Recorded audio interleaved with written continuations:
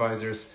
My name is Yaka and we are back with In Conversation, our interview series. We had a little bit of a longer gap this time and this might become a monthly occurrence, but here we are. So I'm the current producer of The Well. I welcome you to this interview. As always, you're very invited to also go to the website of The Well, the Global Vocal Improvisation Network, where you can join for free, become a member, put your pin on our global map, upload your events, check the resources page, and also through that join one of our online gatherings, our monthly open forum and other meetings that happen. Make a suggestion, propose a project, anything and everything. You're very welcome to thewellvocal.com.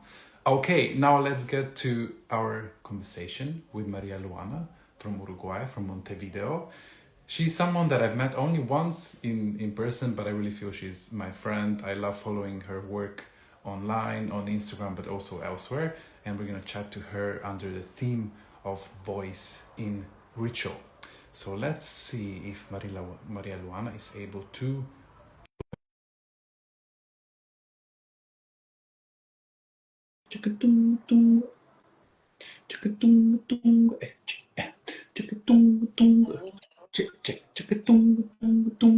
Hello.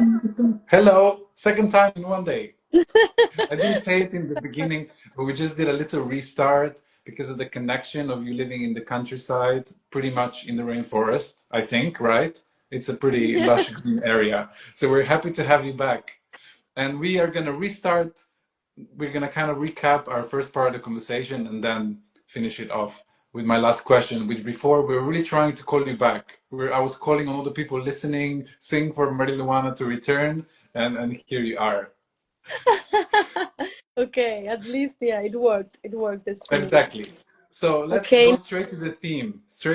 Okay. Voice in ritual, how you define this practice, how it shows up in your work, where it comes from for you.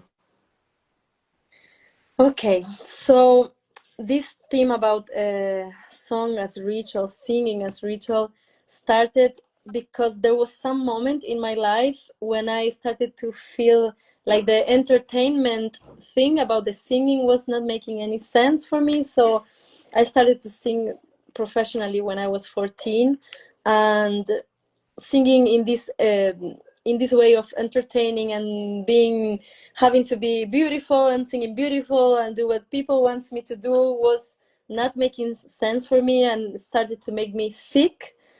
And I felt like I needed to connect with something else, and also with what singing was for me from the beginning. That was something sacred, something healing, something that makes me feel good and that I enjoy to do with other people. So when I was 23, I decided to come to Brazil.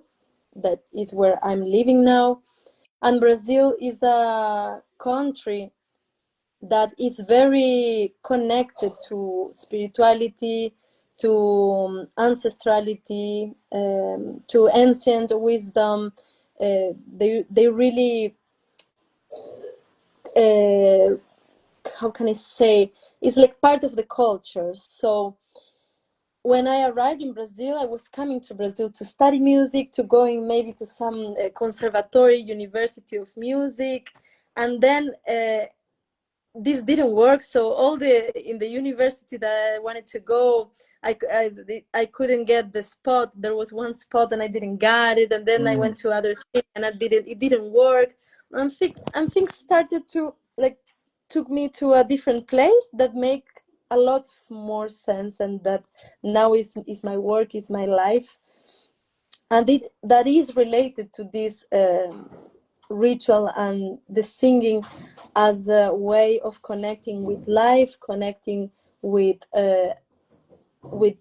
nature, but also with our human nature, with other humans, with ourselves. And when I arrived in Brazil, I started to frequently go to these Afro-descendant practices of rhythm and chants and singing, and also from different indigenous communities.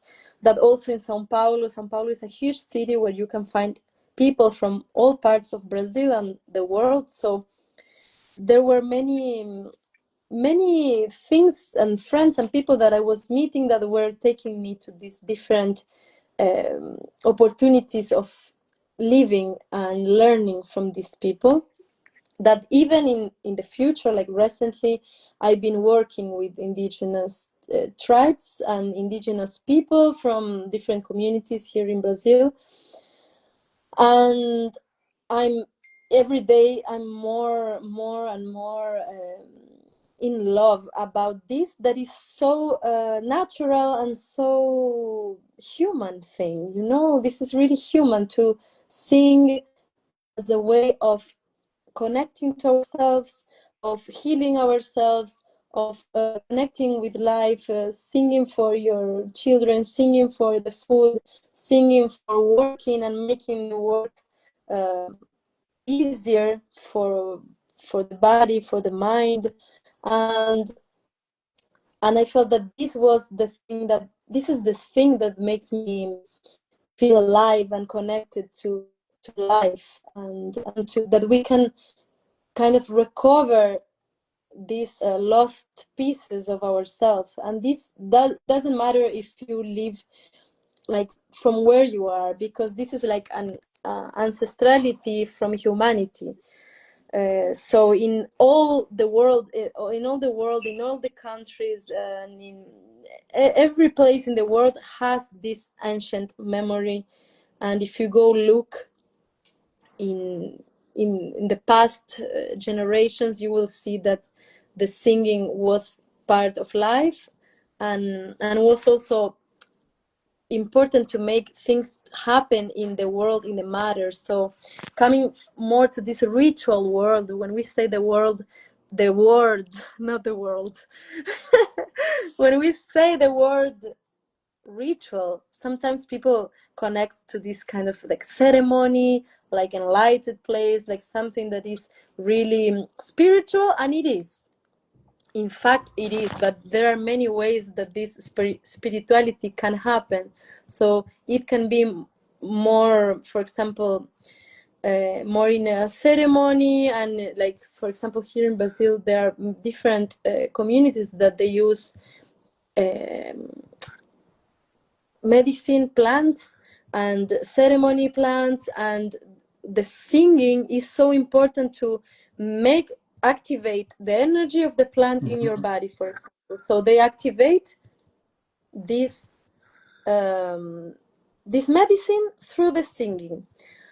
And if there's no singing, this doesn't act, they say nothing happens. So the singing is the way that you bring from the spiritual world to the materia, to the matter world, to the earth, things. And not only in this kind of situation, but for example, people do it for I want something to happen, so I would make a ritual for this, and I will come to this tree and offer this chant, and every day in this exactly time of the day, for this to happen, or for the rain to come, or something like this.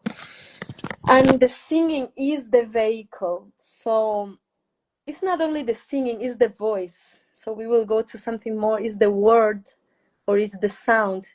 Sometimes only word can help, sometimes only a sound, a specific sound, and sometimes you can find your own sound. So I'm really interested about bringing this ritual thing for how can we bring this to the now, to this present moment. Because we can go and learn some ancient songs from our ancestors, or from other people from other part of the world, and we will feel this in our bodies, and it would be strong, and it will be beautiful, and I love this. But I'm really interested in how can we recover this power that we have of ritualizing this in our life and using our voice for making these things to happen now, and channel these our own chants. And for me, it's like improvisation and this channeling thing is the same thing. It's just exactly the same thing. So in the music we call it improvisation, Mm-hmm. And in the spiritual field and spiritual works and things is channeling song, channeling chants. But it's just the same thing, you know. When I was living in this living for a month in this community in north of Brazil, I mean, they will come and connect with your body or connect with the plant, and they just close eyes. Sometimes they sing things that already exist, like this song is specific for this, but sometimes it's improvisation, you know, it's just like feeling what needs to be sing, and these sounds that doesn't have a meaning. So this is improvisation. So I'm really interested in how can we go to this place where the singing comes, so this empty place of a person that is like opening, asking to receive, to listen, and these sounds and this singing come, and this is ritual. Yeah, thank you for sharing.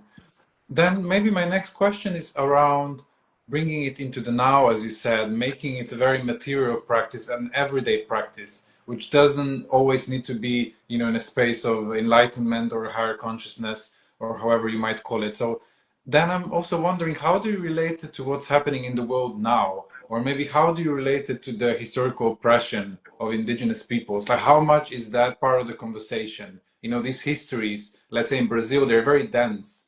They're also troubled. They're very complex. How can we invite that to be part of our conversation and of our singing? How do you relate to maybe, yeah, this kind of notion of, is that part of your circles, your facilitation? Is it part of the preparation? Is it part of the way it's presented to people? Yes, so just for say to check if I understood, you're saying like about this historic part, like about this how I bring this to the space. Can you repeat it? Maybe the question like in a more yeah. Yes. So I was thinking of how we, if we're creating ritual right now in the present moment, how can we relate it to something that is happening in our society? Maybe kind of a social injustice or something that we want to sing to. How does this relationship work, in a community or in a place where the history of, let's say, that you're describing Brazil, it's very nuanced and complex. So Yes. how can we bring in the harder questions? Maybe that's also what I want to ask into our Yes. ritual space, into our singing. Yeah, you know, what I feel about this, this is something that is really alive inside of me right now because I'm working with a group of women of north of Brazil in this moment. We did a show yesterday. I'm making the musical direction and vocal arrangements, and because they are the first women, the first group of women that goes to the world to sing. Because usually in their tribe is only men goes to can show the singing for white people. So they are the first group of women, and I went there in January, and I spent like 3 weeks there. And what I saw relating with them and just seeing is that the music and the singing, it's like the only thing they have, you know. They live in a terrible situation, so it's like there's no water, for example, and they have to buy water to drink. And I mean, it's terrible. It's like a terrible social situation, and it's like the government forgot about these people exists. And what I feel is like when they're doing their cultural, like when they're singing together and dancing and having these ceremonies and different kinds of ceremonies of all kinds, it's like this is what makes them, what they only can survive because this is really strong. So this is like the only is the most sacred things for them. So this is what they tell me all the time. This is like this is the most important treasure we have Mhm. is our song, our singing, and our dancing, because this is what makes us feel alive and what makes us survive go through all the hard things and difficult things. And then recently I was with Valentina Lepchenko from Ukraine, and we were doing this retreat together about singing as ritual, where we were gathering from our different experiences and creating different practices and collective rituals for these days that we were together. And we were talking about this, and she was also telling me, she was also bringing this so strong, like, I choose not to die, I choose to live. So in this singing we are here together, they were happening with this group. Many difficult things were happening in the group. For example, people were connecting to painful memories. There were some things coming in the group. And Valentina was saying this about like if I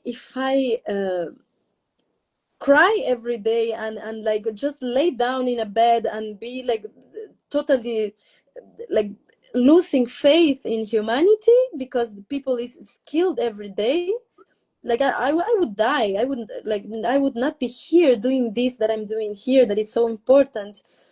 So it also brought me this like fire, internal fire of like we are singing to, this is like survival strategy, you know. It's like really about being alive. Like, no, we are here and we can create a new kind, like I don't want to be like, oh, we're creating a new world. No, it's not about this. Like, it's just that we are creating in this exact moment when we are singing there together, some healing field is happening there, and we need to believe and have faith that in some invisible place things are happening when we are getting together with an intention. And with a clear intention, sometimes we can just like really bring this intention, like, okay, we are singing for this, we are singing to the water right now, we are singing to these people that needs this energy. It's like a sound reiki, you know. So if we really believe that this is true, and it is true, because I can confirm it, like I've been through so many situations that could be like magical situations, and it's not magic, it's just something normal. We have this power as humans of changing the matter, changing at least it starts with an intention. The thing is that the massa of the world is not doing this. So if we think in the 7 billions of people, the most of the people is not interested in this. But the thing is that when we see these communities that are still connected to their ancient wisdom and to the human nature, they're still connected to the human nature. They do this all the time, you know. So they sing for everything, they dance, they sing for everything, and they believe that the word and the sound is manifesting reality. So if they are going through this like really hard scenario, they will create like a second scenario where things go to totally different place. So for me it was like really shocking situation, because I was like, how these people can be so have this amazing faith, spirituality, singing is like you just this is just fucking amazing. It's just impossible to believe how these people can do this, and at the same time they live in the middle of garbage, you know. It's like garbage everywhere, and it's like no water and like terrible situation. And I was thinking about India also, you know, with all this spirituality, and I feel like this is what they use this as a tool for survive, for resisting and for existing in this world. So I don't know if I'm answering the question, but I try to bring this to the spaces when I want to Yes. bring this. Is like we are creating a new reality here in this moment. And when I am taking care of a space and bringing the singing with the group, I really create a ritual place. It's like, this is a ritual place. You know, we leave our phones here, we leave our lives and everything that is making us worry, and we are going to create, this is a transformational healing ritual place. And I can create this with my words, I can create this with the singing, but especially with how I conduct this space. When I propose it, what is the context of this space? This is really Yeah. important, to put context, and that people can connect, really connect with what they are doing. That is something, uh, uh, when I said the word serious, it's not that it's like serious, but it's serious. You know, we are having fun in a serious way, like we are really doing something important and Yeah. enjoying at the same time.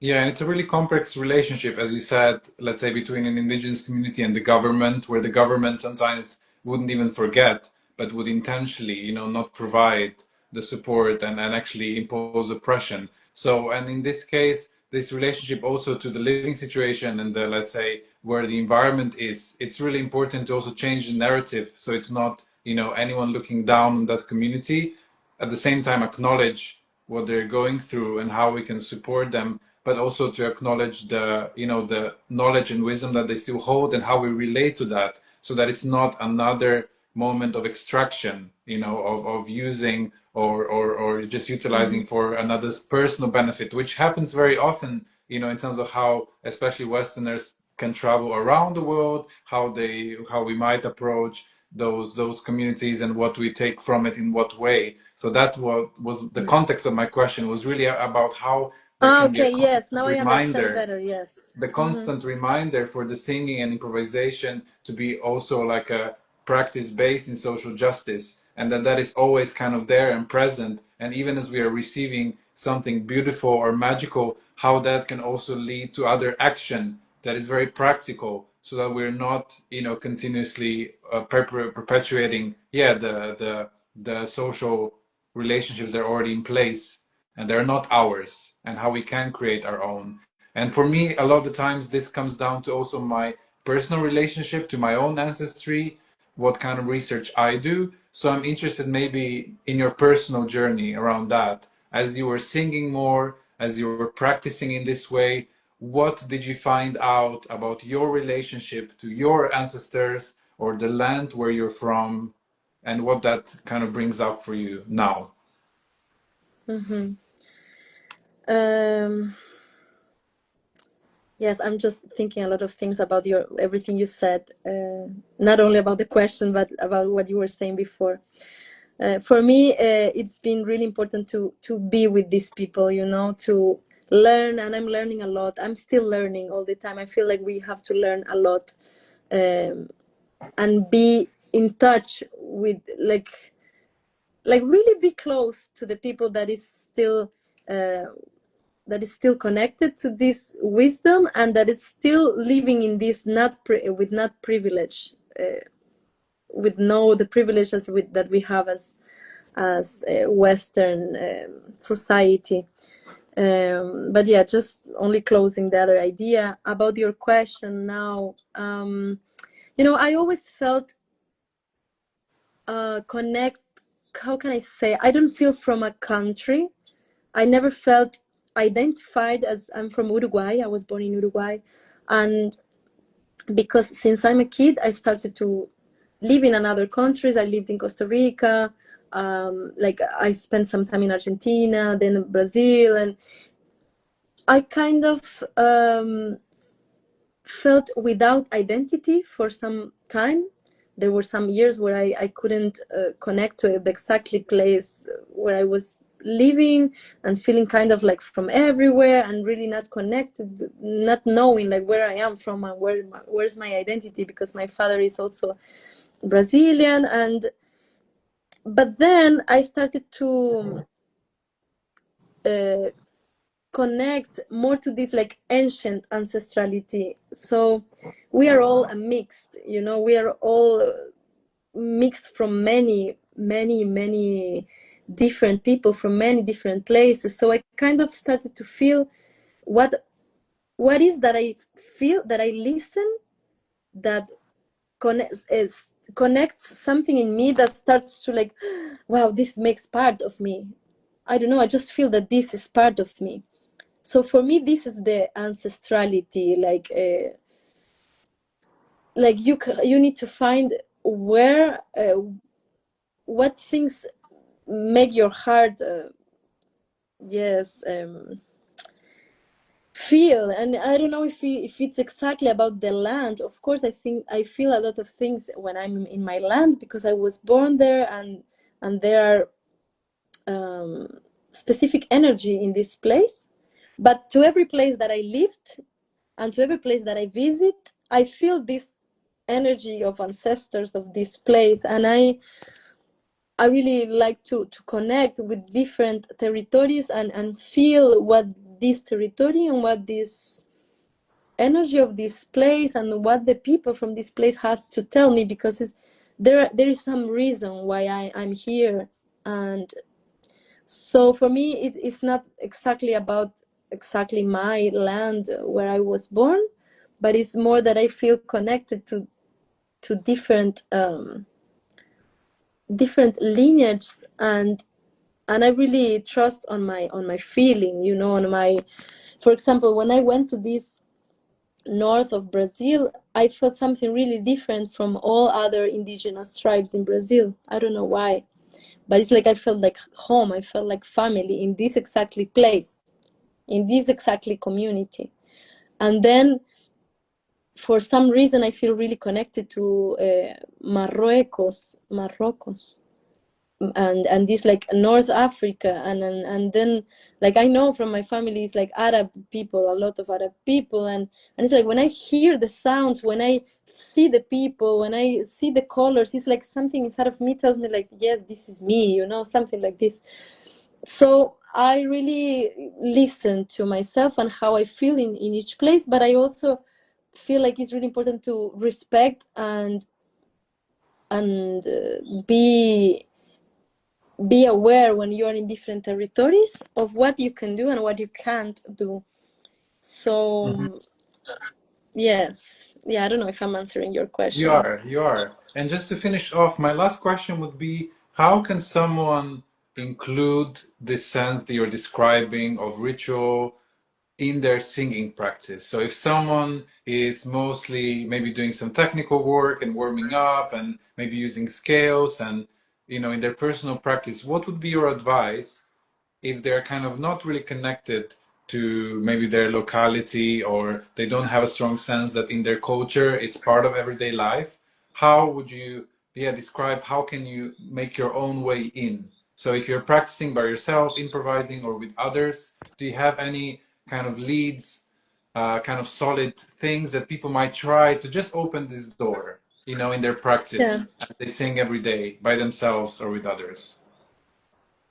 Yes, for me, it's like the most important thing is to be uh, connected to the earth, connected to your heart, and connected to your spiritual guides. So because even we bring this spiritual world, and I really connect with you what you were saying about this Western vision of this stuff as something really special, really mystic. But it's just that all the original tribes, native people, are connected to this, to earth, to the heart, and to the spiritual guides and presence that are in this space, in the land where you are, that are with you, that guides you, and that guides the other people that is with you.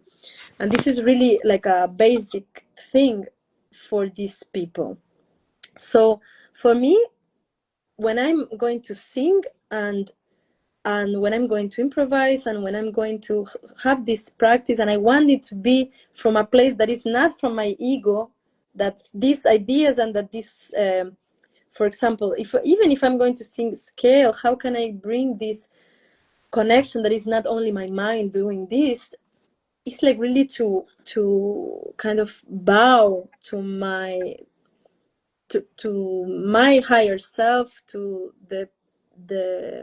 to my guides, to the people that it's there with me in this place, connect to the earth. So some really simple practice that I do is like sitting and declare, how do you say declare? Like saying, declare that there is a core, a cordon that gets me from my belly, from my belly bottom to the center, to the air of the earth. And this has this color, so it's like golden or like red, or the color that I feel to connect with the center of the earth. And breathe there, like asking for permission to connect with this, with whatever you want me to connect in this moment, connecting to my heart, asking for guidance. And this you can call whenever you believe. So it can be so many things, you know, and so many possibilities of what guides. If it's like elementals of nature of this place, I want to connect to the spirits of these mountains, or I want to connect with my lineage of woman, or I want to ask for the angel, I don't know, you can, or an animal, or you can just see what is your connection from. And just from this connection, I want that my singing comes from this, and then I start to do whatever I'm going to do. So I feel it's really about the presence, and it's about something really invisible. It's not something, it's really something really hard to teach also. This is not, I only feel this and can really feel this on my field and in my body because I've been living this for many years and really practicing and living with people that has this knowledge, and that they have their prayers, they have, so every time before they are going to sing or they are going to meet a person, for example, they do this prayer for the directions. So to the west, to the north, to the, for example, in the shamanic. And if it's not shamanic, it's other kind of people that has not this, but sometimes they will ask for permission to the animals of this place. And when you are like asking for the mountains and for the animals, or the ocean that you have in front of you, you are already creating relation. So I feel it's about creating relation.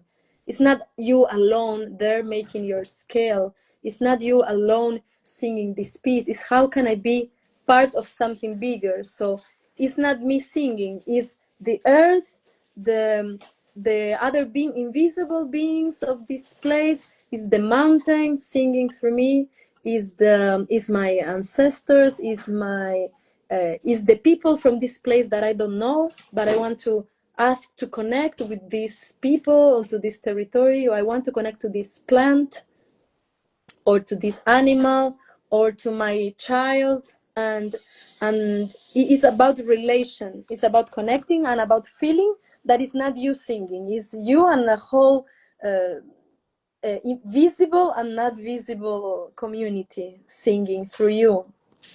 Mm-hmm. I don't know Thank you if for this sharing. I know Yes. this is pretty abstract, and maybe you're not going to sit and sing a scale and it's like, fuck, how can I connect with this? I know it's hard. So I would recommend also that if you're interested in this, you should be close to people that this is like on their whole being. They live Mm-hmm. this. This is not something that they are studying. For me, it's like I'm being close to these people and I'm learning. But still, there are some moments where I don't believe. And when I don't believe, nothing happens. So I need to have faith and believe. And how can I have faith and believe? Being close to people that have faith and believe. This is what I feel.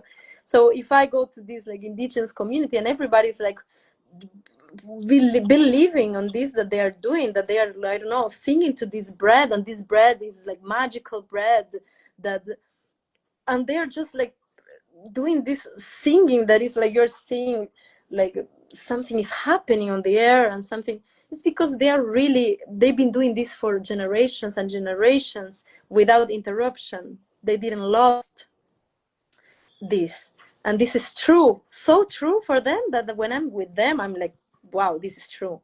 And then this starts to make part of myself. So I also feel that is something that you go and research and try to do. And also if you don't have the possibility of being with this kind of people, you can do it with your people, you can do it with your friends. And sometimes there is some people on the group that can bring this energy more of connection, like and sometimes this person helps you to connect more. So it's something that we need to ¿cómo se dice? Refine. Yes. Yes. It's a connection with the invisible that we need to work on and refine. So it's going to be easier every time, and then it will be part of everything we do. There is one person that I know, one singer, that she really inspires me in this. I can feel this in everything she do. She's just she's studying scale, and I can see this spiritual presence on her when she's studying this jazz thing.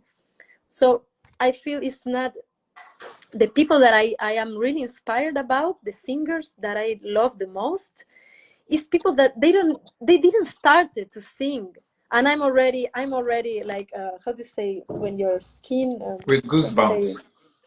I'm already with goosebumps and they didn't open the mouth yet. Yeah. Yeah. It's like the presence, and then the voice comes as a consequence of this presence. And I used to be like, wow, how can I get this presence? This seems so, how can I learn this? And now I feel I'm learning it, but it's like a way, you know. Thank you for sharing. And as you said, and as I also believe, singing and improvisation have a certain relationship with this truth of human connection. And it can happen even without this being presented in a way. And as you said before, these magical moments can also occur even if we're not thinking of getting there or being in this mindset. They can just happen. And you mentioned before also the importance of eye contact, the importance of touch and intimacy, and this like physical proximity. And all of these can be little ways in. And then in the end, if it's presented in this way or not, we're probably going to get to the same end point. And it doesn't mean that we always have to feel it in this intensity, but it's the relationship to the direction, I think, in which we're going to and in which we want our singing to manifest. And also, as you say, it's a relational thing. So it's never us alone. So thank you for your sharing. Thank you for your words. I wish you all the best of luck in your work, and I hope we get Thank to you. sing in person soon. Thank you. Yes, when I met you, I was like, we didn't have time to sing, so I hope next time we can sing together. Yes, please. And yes, it's going to be amazing. And yes, and I also wanted just to finish this idea that because when we did the other video at the beginning, we were talking about this, that we can find this ritual connection with each other through the body contact and eye contact. And this is just so simple. This is just something that sometimes we don't do this with our closest people, with our friends, with our family. So and also with strange people that we met, and how strong it is to really like to be in contact physically and look to the eyes, because you recognize yourself, and you also like melt these barriers and these things that we are kind of protecting from feeling that this is dangerous to connect. And this is something that we need to open more, so our singing can be more connected from this place. So yes, we have work to do. And also this is really important to be this whole community of the well, and all the projects that I see people doing makes me feel so happy to see that there's so much people around the globe like believing in this, and each person doing it with their own approach.